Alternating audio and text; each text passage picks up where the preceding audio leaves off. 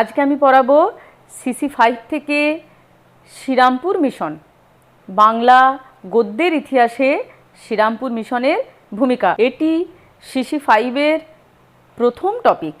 এই টপিকটি তো আমরা বিস্তারিত আলোচনা করব, কিন্তু তার আগে জেনে নেব শ্রীরামপুর মিশন প্রতিষ্ঠিত হওয়ার পূর্বে বাংলা গদ্য ঠিক কীরকম অবস্থায় ছিল। চলো তাহলে টপিকে ঢুকি।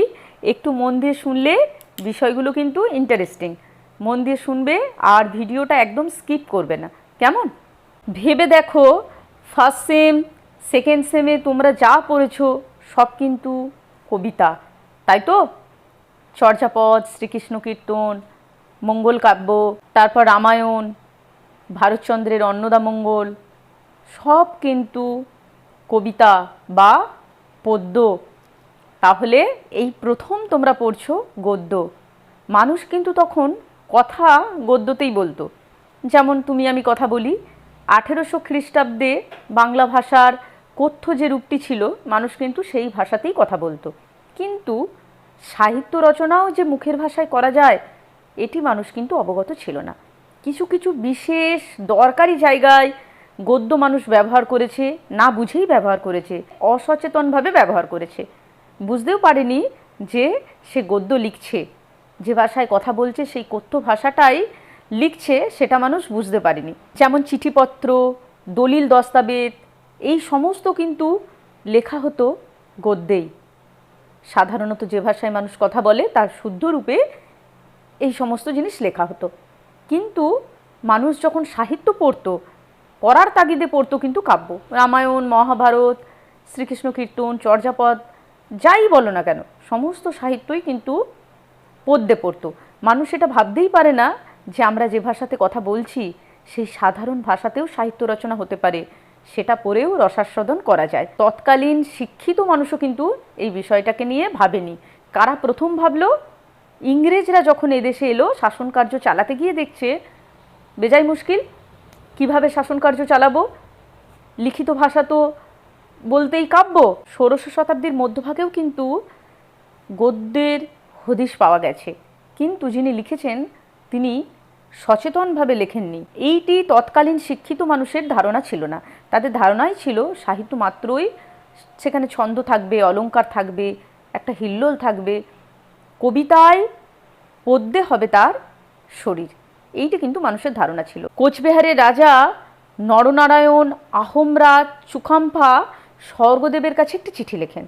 সেই চিঠিটি কিন্তু তিনি গদ্যেই লিখেছিলেন, সেখানে কিন্তু গদ্যের হদিশ পাওয়া গেছে। এটা কিন্তু আমি শ্রীরামপুর মিশন প্রতিষ্ঠা হওয়ার পূর্বে যে গদ্যের হদিশগুলো পাওয়া গেছে সেইগুলো সম্পর্কে একটু ধারণা তোমাদের দিয়ে দিচ্ছি, তারপর আমি শ্রীরামপুর মিশনে আসব, কেমন?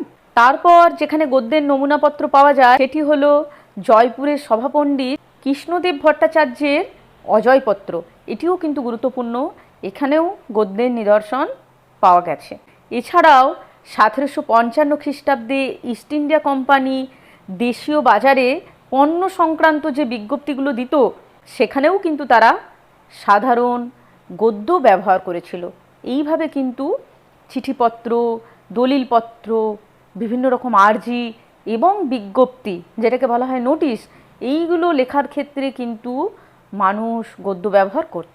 মানুষ বলতে অবশ্যই সাধারণ অশিক্ষিত মানুষ নয়, তৎকালীন শিক্ষিত বুদ্ধিজীবী মানুষরা গদ্যের ব্যবহার করেছে, সেটা সম্পূর্ণ অসচেতনভাবেই করেছে, জেনে করেনি যে আমি গদ্য রচনা করছি, গদ্য রচনা এভাবেই শুরু হলো। গদ্য সাহিত্যের ইতিহাস পড়তে গেলে এই বিষয়গুলো তোমাদের জানতে হবে, তাই আমি খুব অল্প কথায় বলে দিলাম। গদ্য কিন্তু রচিত হয়েছে মানুষের প্রয়োজনে, একেবারে দরকারি কাজকর্মগুলোর জন্য কিন্তু গদ্য ব্যবহার হতো। আর যে কাজে গদ্য লাগতো সেটা হলো কথা বলা। কথা তো নিশ্চয়ই আমরা পদ্যে বলতাম না, তাই কি কথা আমরা গদ্যেই বলতাম, কথ্য গদ্য। কিন্তু এই কথ্য ভাষাতেও যে সাহিত্য রচনা হতে পারে, এটাকেও যে সাহিত্যের মাধ্যম হিসাবে কাজে লাগানো যেতে পারে, এটা কিন্তু কোনো মানুষই বোঝেনি। তাহলে বোঝা গেল যে বাংলা গদ্য শ্রীরামপুর মিশন প্রতিষ্ঠার পূর্বে কিভাবে ব্যবহৃত হতো এবং কী অবস্থায় ছিল। এরপর আসছি শ্রীরামপুর মিশনে। 1800 খ্রিস্টাব্দের 10ই জানুয়ারি হুগলির শ্রীরামপুরে প্রতিষ্ঠিত হয় শ্রীরামপুর মিশন। কারা করেন? ইংরেজরা করেন। তারা কিন্তু ভারতীয়দের সুবিধার জন্য, গদ্য রচনার জন্য বা গদ্য আবিষ্কার করার জন্য শ্রীরামপুর মিশন প্রতিষ্ঠা করেনি। তারা একান্ত নিজেদের ব্যক্তিগত স্বার্থে শ্রীরামপুর মিশন প্রতিষ্ঠিত করেছিল। তারা এসেছিল এদেশে ধর্ম প্রচারের জন্য। তখন ভারতের রাজধানী ছিল কলকাতা। তারা দেখেছিল এইখানকার মানুষজন বেশিরভাগই অশিক্ষিত এবং তারা দরিদ্র সীমার নিচে বাস করে। এমতো অবস্থায় আমরা যদি আমাদের বাইবেলটাকে অনুবাদ করি, দিয়ে মানুষের দরজা অবধি পৌঁছে দিই, তাহলে মানুষ আমাদের ধর্মটাকে জানবে, চিনবে, তাদের আসক্তি জন্মাবে এবং তাদেরকে আমরা ধর্মান্তরিত করতে পারবো। 1793 খ্রিস্টাব্দে খ্রিস্ট ধর্ম প্রচারের উদ্দেশ্যে ভারতে এলেন উইলিয়াম কেরি ও টমাস। তারাই প্রথম প্রয়োজনবোধকে সামনে রেখে নিজেদের ব্যক্তিগত স্বার্থ চরিতার্থ করার জন্য গদ্য রচনায় হাত দিলেন। তারা ভাবলেন ভাব প্রকাশের জন্য, কমিউনিকেশনের জন্য এবং আমার ধর্মটাকে এদেশের মানুষের মধ্যে ছড়িয়ে দেওয়ার জন্য আগে বাইবেলটাকে দেশীয় ভাষায় অনুবাদ করা প্রয়োজন। বাংলা ভাষায় বাইবেলটাকে অনুবাদ করে যদি মানুষের দরজায় দরজায় পৌঁছে দিতে পারি, তাহলে মানুষ আমাদের ধর্মটা জানবে এবং সেই ধর্মের প্রতি আকৃষ্ট হবে। এইখানেই কিন্তু উইলিয়াম কেরির ভুল ছিল, যে সনাতন হিন্দু ধর্ম দীর্ঘকাল চলেছে, এত আঘাত, দুর্ভিক্ষ, কষ্ট সহ্য করেছে, হাজার দারিদ্রতা, হাজার মহামারী তাদেরকে দমাতে পারেনি, সেখানে প্রলোভন দিয়ে হিন্দু ধর্মকে ভাঙা যাবে না। এই হিসেবটা কিন্তু উইলিয়াম কেরির ভুল ছিল। তাহলে উইলিয়াম কেরির সাথে কে এলো? উইলিয়াম কেরি নিজে এবং তার সাথে এলেন টমাস। প্রথমে দুজন এলেন, তারপর দেখো তাদেরকে সহযোগিতা করার জন্য আরও এলেন ওয়ার্ড, বার্নসডন, গ্রান্ট, মার্সম্যান প্রমুখ ধর্মপ্রাণ ব্যক্তিরা। এরা প্রথমে কলকাতাকে ধর্মপ্রচারের কেন্দ্র হিসেবে বেছে নিলেন, কারণ কলকাতা তখন ভারতের রাজধানী, তাই তো, একটি বড় নগর এবং হুগলি নদীর তীরবর্তী অঞ্চলে কলকাতা গঠিত। সেই কারণেই তারা কলকাতাকে বেছে নিলেন তাদের ঘাঁটি হিসেবে। তারা ভাবলেন এইখান থেকেই আমরা কাজটা শুরু করব। সেই কারণে 1800 খ্রিস্টাব্দের 10ই জানুয়ারি ব্যাপটিস্ট শ্রীরামপুর মিশনের কাজ কিন্তু শুরু হয়ে যায়। প্রথমেই তারা কি করেন, নিজেদের ধর্মগ্রন্থটাকে অনুবাদ করে মানুষদের মধ্যে কিন্তু দেয়নি, তারা কিন্তু এখানে বুদ্ধি লাগিয়েছিল। তারা প্রথমেই কীর্তিবাসের রামায়ণ ও কাশিরাম দাসের মহাভারতকে অনুবাদ করে মানুষের কাছ অবধি পৌঁছে দিলেন। তারপর 1808 খ্রিস্টাব্দে সমগ্র বাইবেলকে ধর্মপুস্তক নামে কিন্তু অনুবাদ করলেন। অনুবাদ করে তিনি কী করলেন, মানুষের মধ্যে পৌঁছে দিতে চাইলেন। কে করলেন এটা? William Carey. তারা ভাবলেন রামায়ণ মহাভারত ছেপে যেমন মানুষের মধ্যে পৌঁছে দিচ্ছি, মানুষের মধ্যে সাড়া জাগছে, একইভাবে কিন্তু দেশীয় ভাষায় বাইবেলটা অনুবাদ করে দেব এবং মানুষের দরজায় দরজায় পৌঁছে দেব। মানুষ তাহলে আমাদের ধর্মগ্রন্থের প্রতি আকৃষ্ট হবে এবং ধর্মগ্রন্থ থেকে আমাদের ধর্মের প্রতিও তারা একটা আগ্রহ দেখাবে, ফলে আমরা তাদের ধর্মান্তরিত করতে পারবো। এই তাদের ছিল প্ল্যান। কেরি সাহেব এই বাইবেলকে অনুবাদ করতে গিয়ে কিছু ভুল করে ফেললেন। বাইবেলটি এমন দুর্বোধ্য করে অনুবাদ করলেন, না হলে মানুষ তো আরব্য রজনীর গল্পও নিয়েছে। আরব্য রজনীর গল্প তার বাংলা ভাষায় লেখা নয়, কিন্তু মানুষ গ্রহণ করেছে, কারণ লেখার মধ্যে যে সাবলীলতা, সহজ সরল ভাব রয়েছে সেইটাকে। বাইবেল রচনা করতে গিয়ে কেরি সাহেব যেটা করলেন, ভাবানুবাদ করলেন না। মূল ভাবটার অনুবাদ করতে যদি সরল, সহজ, সরস গদ্যে লিখতেন, বাংলা ভাষায় লিখতেন, তাহলে মানুষ বেশি পছন্দ করত। তা না করে উইলিয়াম কেরি যেটা করলেন সেটা হলো ইংরেজি বাক্য গঠনের যে অন্যয় রীতি সেটাকে কিন্তু গ্রহণ করে নিলেন। তোমরা জানো যে ইংরেজি বাক্যের গঠন রীতি যে অন্যয় প্রণালীটা, সেটা কিন্তু আমাদের বাংলার থেকে সম্পূর্ণ ডিফারেন্ট। বাংলাতে যেমন আমরা বলি আমি ভাত খাবো, তাই তো, ইংরেজিতে যখন আমরা এটাকে বলি তাহলে আই উইল ইট রাইস, তাহলে রাইসটা কোথায় চলে যাচ্ছে? রাইসটা চলে যাচ্ছে শেষে, ইটটা চলে আসছে আগে। আমরা যদি এই অনুযায়ী ট্রান্সলেশন করি, মানে অনুবাদ করি, তাহলে সেটা কীরকম হবে? বাংলায় শুনতে ভীষণ দুর্বোধ্য লাগবে। উইলিয়াম কেরির ধর্মপুস্তক যেটি বাইবেলের অনুবাদ, সেটিও তাই হয়েছিল। তার থেকেও বড় ভুল তিনি যেটি করেছিলেন, এটিতে অধিক তৎসম শব্দের বাহুল্য ছিল, প্রচণ্ড পরিমাণে তৎসম শব্দ। যে শব্দগুলো সংস্কৃত থেকে ডাইরেক্ট বাংলায় এসেছে তাদেরকে বলা হয় তৎসম শব্দ। তৎ অর্থাৎ সংস্কৃত, সম অর্থাৎ সমান, সংস্কৃতের সমান। সংস্কৃতের থেকে যে শব্দগুলো ডাইরেক্ট বাংলায় এসেছে সেইগুলোকে বলা হয় তৎসম শব্দ। চন্দ্র, সূর্য, গ্রহ, তারা, নক্ষত্র, বৃক্ষ, উদ্ভিদ, তরু ইত্যাদি। উইলিয়াম কেরি কিন্তু এই শব্দগুলোকে ব্যবহার করেছেন, ফলে পড়তেও ভালো লাগছে না, একটা ভীষণ দুর্বোধ্য হয়ে গেছে। আর যেটা করেছিলেন সাধু রীতিতে লিখেছিলেন। উইলিয়াম কেরি শুধু নয়, সেই সময়ে যারাই লিখেছিলেন গদ্য রচনা করতে এসে প্রথম যে ভুলটা করেছিলেন, সাধু রীতিটাকে অবলম্বন করেছিলেন। কথা বলছে কথ্য ভাষায়, চলিত ভাষায়। তৎকালীন যে কথ্য রূপটা সেটা তো এখনকার আমাদের চলিত ভাষারই আদি রূপ, কিন্তু সেই ভাষাতেও যে সাহিত্য রচনা করা যায় এইটাকে কিন্তু তারা খেয়াল করেনি, এটাকে তারা ওভারলুক করে গেছে। তারা ভেবেছে যে ডাইরেক্ট অনুবাদ করব, সুতরাং সাধু ভাষাটাকেই তারা অবলম্বন করেছে। তারা ওয়ার্ড টু ওয়ার্ড অনুবাদ করেছে, অক্ষরানুবাদ, এবং তার ফলে সাবজেক্ট অবজেক্ট সব গোলমাল হয়ে গেছে, বাক্যরীতির অন্যয়ে ভুল হয়েছে, আর যেটা হয়েছে অধিক মাত্রায় তৎসম শব্দ চলে এসেছে এবং সেন্টেন্সগুলো হয়ে গেছে বড় বড়। এত বড় বড় সেন্টেন্স পড়তে গিয়ে দেখা যাচ্ছে কিছুই মানে বোঝা যাচ্ছে না। এটা কিন্তু শ্রীরামপুর মিশন প্রতিষ্ঠিত হওয়ার পর যে গদ্য রচনা হয়েছিল সেই গদ্যগুলোর কথা বলছি। অবশ্যই শ্রীরামপুর মিশনের ইতিবাচক কিছু ভূমিকা আছে, কারণ শুরুটা তো কাউকে করতে হয়। শ্রীরামপুর মিশন থেকে শুরুটা হয়েছিল, যেটাকে বলা হয় শুভ শুরুয়াত।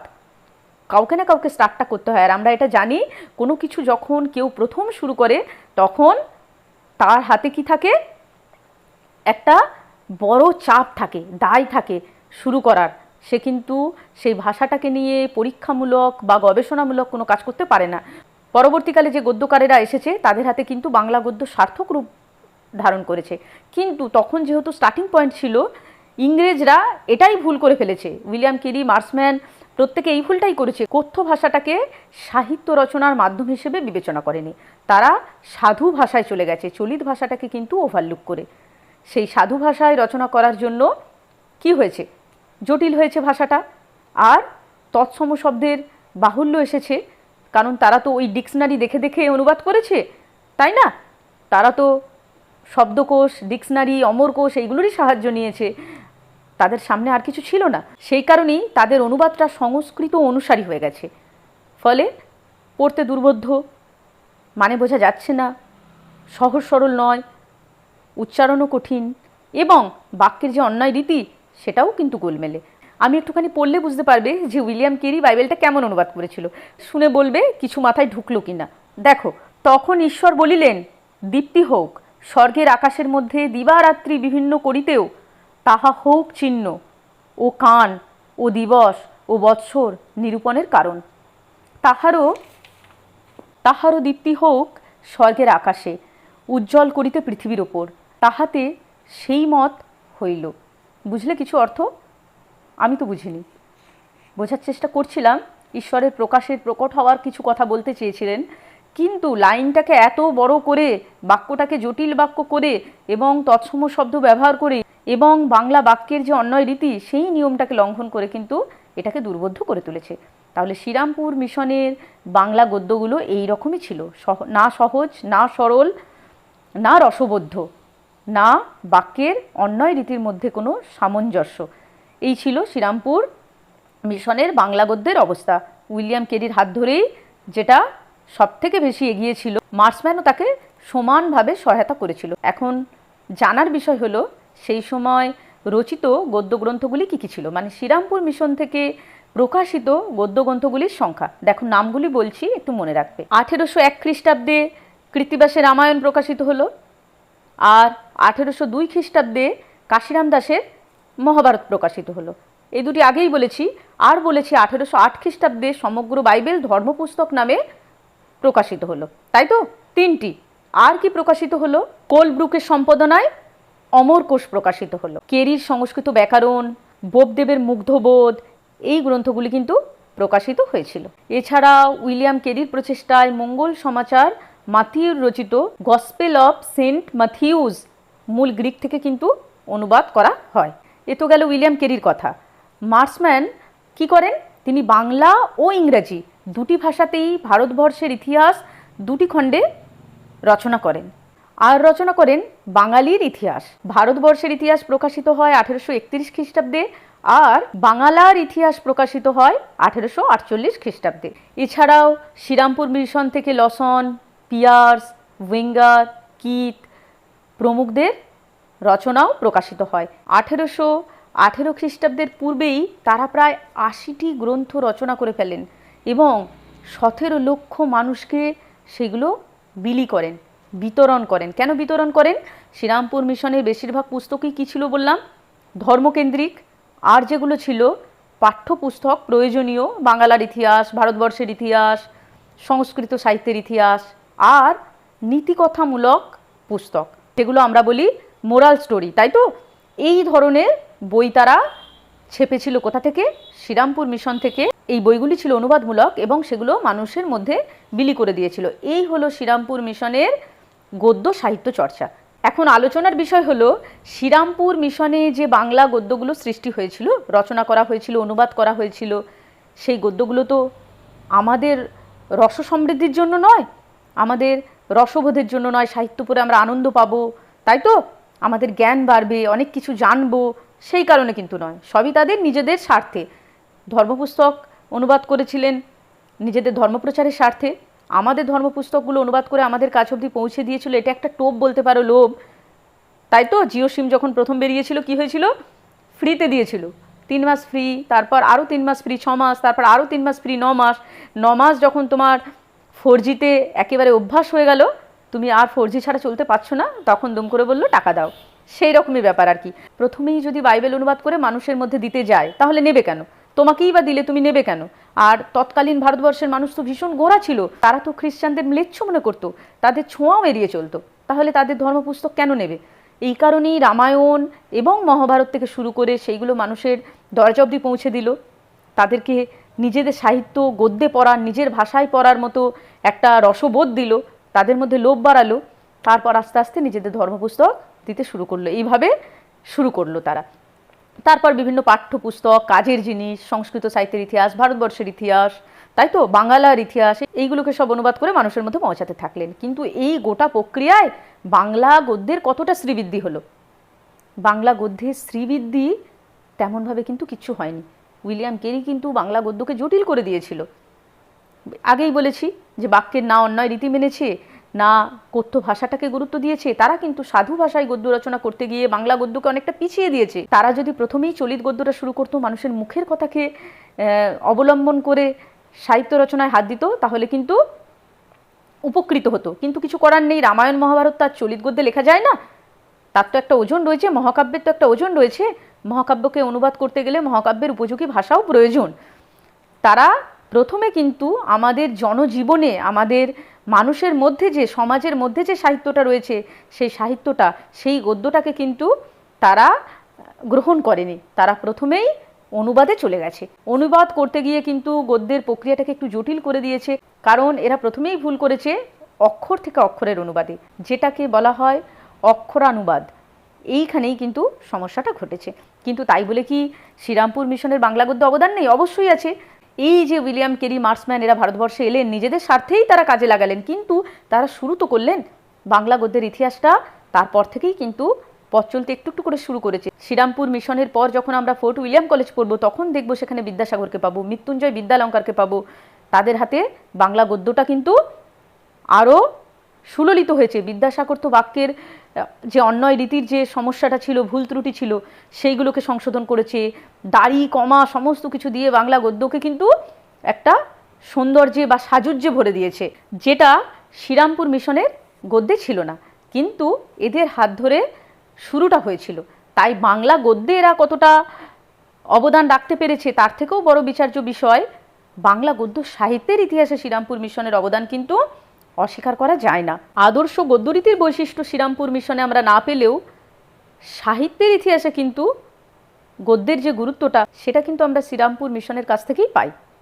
এছাড়া পুরাতন বাংলা কাব্য, সংস্কৃত রামায়ণ মহাভারতের অনুবাদ, বিভিন্ন পত্রপত্রিকার প্রকাশ, এইগুলো কিন্তু সাধারণ মানুষের ভিতরে একটা আলোড়ন তুলেছিল। তারা আকৃষ্ট হয়েছিল, এই ধরনের সাহিত্যের প্রতি তাদের একটা ভালোবাসার টান জন্ম নিয়েছিল। এটা কিন্তু শ্রীরামপুর মিশনের অন্যতম অবদান। তাছাড়া অন্যতম একটা পয়েন্ট হলো মুদ্রণ যন্ত্রের আবিষ্কার। মুদ্রণ যন্ত্র আবিষ্কারের ফলে কিন্তু বাঙালির জনজীবন এবং সংস্কৃতিতে ব্যাপক প্রভাব পড়েছিল। মুদ্রণ যন্ত্র কীভাবে আবিষ্কৃত হলো? হ্যালহেড ও তার বন্ধু চার্লস উইলকিন্স 1778 খ্রিস্টাব্দে হুগলির পঞ্চানন কর্মকারের সহায়তায় প্রথম মুদ্রণ যন্ত্র আবিষ্কার করলেন। মানে ছাপার অক্ষরগুলো আবিষ্কার করলেন। কে সাহায্য করেছিল? পঞ্চানন কর্মকার। তার বাড়ি ছিল হুগলিতে। এভাবেই মুদ্রণযন্ত্র আবিষ্কার হলো। আর এই মুদ্রণযন্ত্রের আবিষ্কার কিন্তু বাঙালি জনজীবন ও সংস্কৃতির ওপর ব্যাপক প্রভাব ফেলেছিল। এটাও কিন্তু শ্রীরামপুর মিশনের জন্যই হয়েছিল। ক্লিয়ার? এইগুলো কিন্তু শ্রীরামপুর মিশনের অবদান। শ্রীরামপুর মিশন প্রতিষ্ঠিত হওয়ার ফলে এই যে অনুবাদমূলক গ্রন্থগুলি পড়ার ফলে মানুষের মধ্যে, বাঙালির মধ্যে আত্মসচেতনতা বৃদ্ধি হয়েছিল। মানুষ অনেক বেশি আত্মসচেতন হয়েছিল, কারণ দেশীয় মানুষজন তাদের যে ধর্মগ্রন্থগুলি সংস্কৃত ভাষায় লেখা সেগুলো পড়ার সুযোগ পেত না।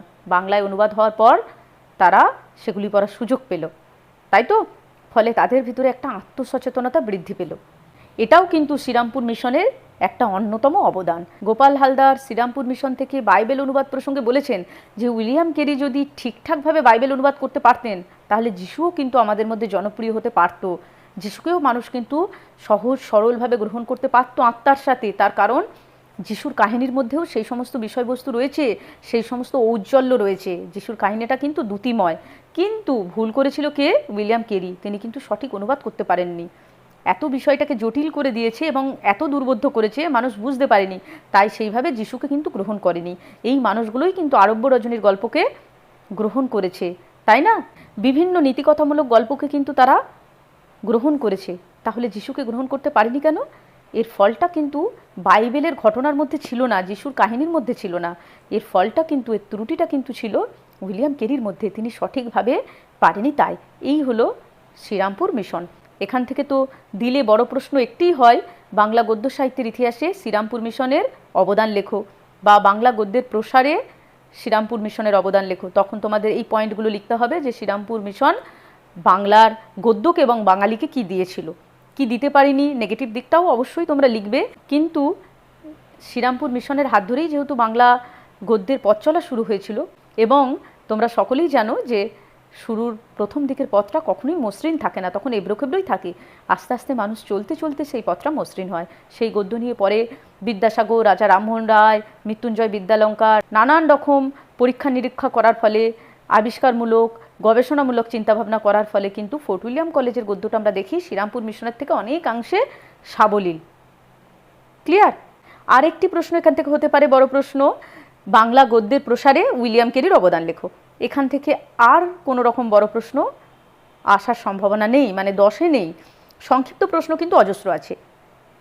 কোন বইটি কে রচনা করেছেন, কত সালে বইটি ছাপা হয়েছে, কি নামে বেরিয়েছে, প্রধান বইটির নাম কি? বেশিরভাগ তো অনুবাদমূলক, তাই প্রধান বইটির নাম কি, মূল বইটির নাম, এই ধরনের সংক্ষিপ্ত প্রশ্ন কিন্তু দেবে। সংক্ষিপ্ত প্রশ্ন এক সেট আমি দিয়ে দেব, চিন্তা নেই শ্রীরামপুর মিশন থেকে, সেইগুলি পড়ে নিলেই হবে। বড় প্রশ্ন এই দুটি। শ্রীরামপুর মিশন আমি বিস্তারিত আলোচনা করে দিলাম। আজকের ভিডিওটা এই পর্যন্তই। দেখা হবে পরবর্তী কোনো ভিডিওতে। তোমাদের কোনো জিজ্ঞাসা থাকলে অবশ্যই কমেন্ট সেকশানে লিখবে। প্রত্যেকে ভালো থেকো। Thank you.